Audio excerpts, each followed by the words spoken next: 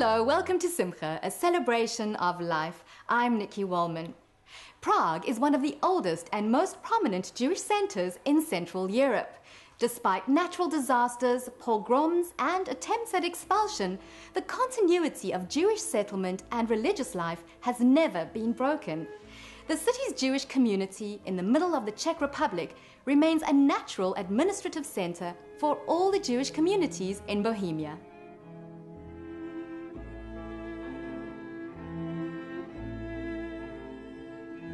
The Federation of Jewish Community is an umbrella organization for existing Jewish communities in the Czech Republic.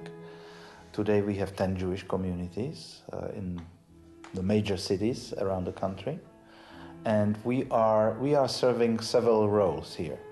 We are first coordinating the life of the communities inside, because most of the communities have the same programs. They have a social program, they have a cultural program, they have education, and so on and so on. So our role inside is to coordinate within the communities. Then we have some roles which are external. That means we are representing the Czech Jewish community towards the Czech authorities. That means mainly political authorities, from the parliament up to the president, up to various ministries and other authorities. And then, of course, internationally. That means we are members of the World Jewish Congress, we are members of the European Council of Jewish Communities and some other organizations. So we are the international link to the world, so to speak.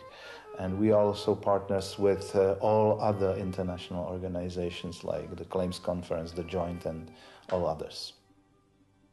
בשנת 92 כאשר התחלתי פה לעבוד כרב בקהילה, היו בקהילה רשומים כ800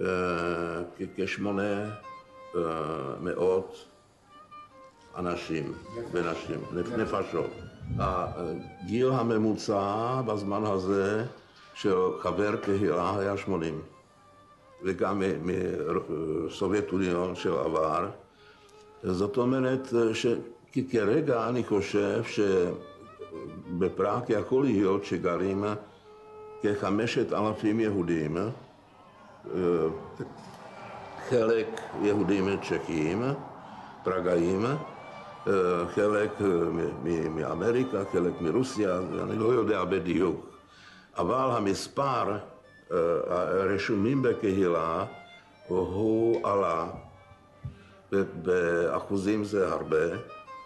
היום יש לקהילה 1,800 חברי קהילה, בגלל כל שבוע הגיעו כ5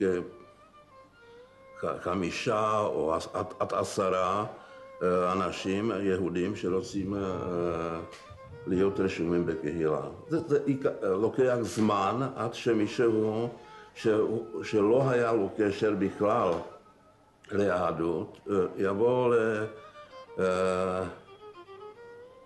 לפתרון. שהוא יכול או צריך לחזור ליהדות.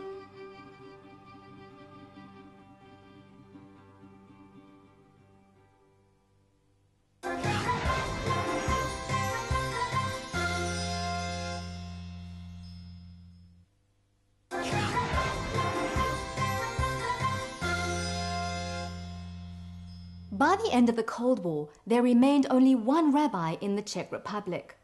As many people began to find out that they were in fact Jewish, the size of the Jewish community began to slowly grow once more.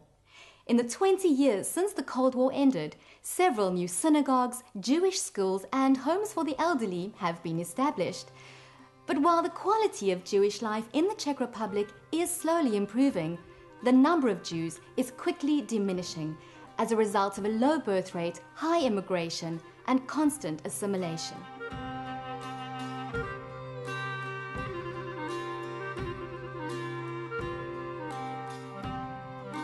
The youth has their own organization, the Czech Union of Jewish Youth, And they are also members of the Federation. The Federation is serving not only the Jewish communities, but it is also having all other Jewish organizations in the country. We have 10 so-called collective members, including the youth organization, but not only them.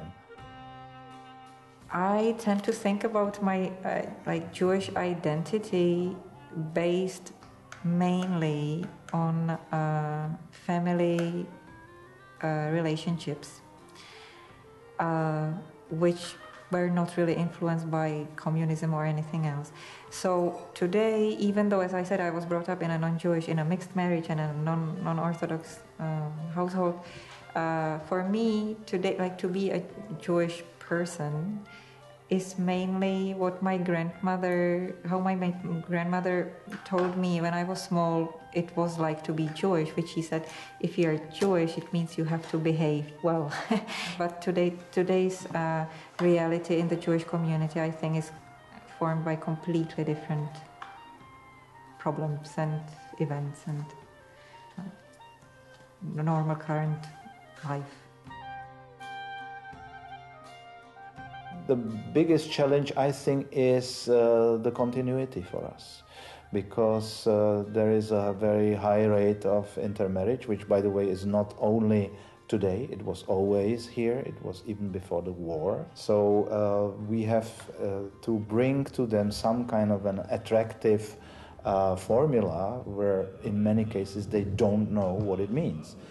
They don't know what it means to be Jewish, they don't know what it means to lead a Jewish life, and it is our role to preserve it, because it was here for many centuries and we don't feel that we would be the last generation here. Members of the community, for example, there was not only the Shoah, there was two big waves of emigration. One in 1948 when the communist era started, and the second when came the Russian tanks. So in 1968, a big part of my generation left Czech Republic, and they are everywhere in the world. So, and this two and the second generation now is missing here in Prague.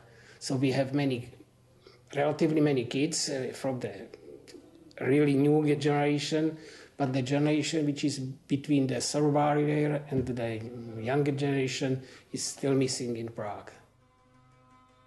Me as I would say, son of a third generation after the Shoah, my parents has no knowledge of being Jewish. They weren't members of the community. They didn't celebrate at homes. Those parents never spoke about what happened during the Holocaust. They want to just separate the Jewishness from the daily life. And then after the revolution and everything, my parents started to think about to send me to the Jewish school because there was the opportunity. But then they realized that I have more knowledge of how to behave as a Jewish person in Czech society than they.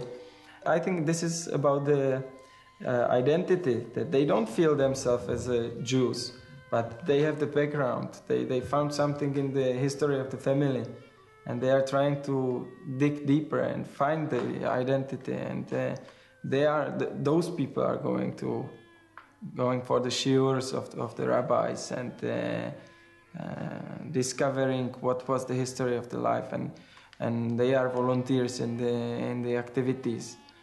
Mainly the people from the mixed marriages and those who are not even able to be members of the community.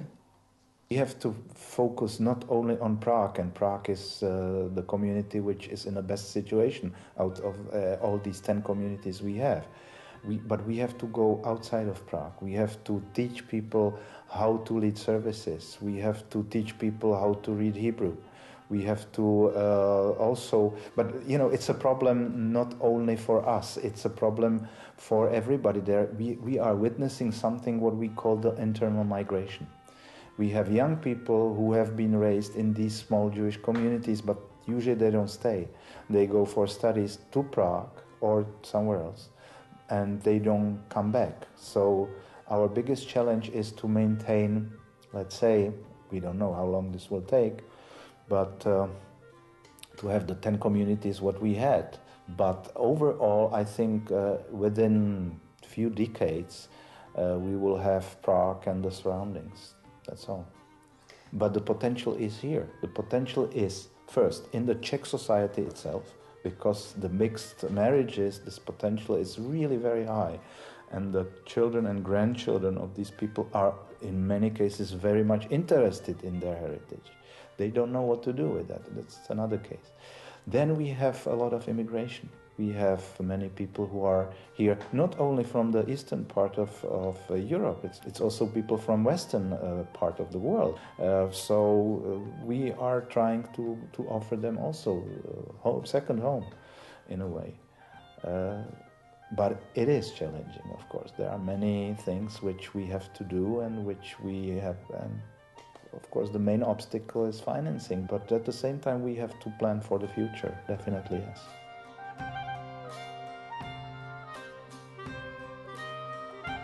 Well, that's the show for today. Thank you so much for joining us, and please do tune in again, same time, next week. Remember, we'd love to hear from you, so please do find us on Facebook at Spirit Sister Productions Network. As always, from me, Nikki, and the team, shalom and have a safe and peaceful week.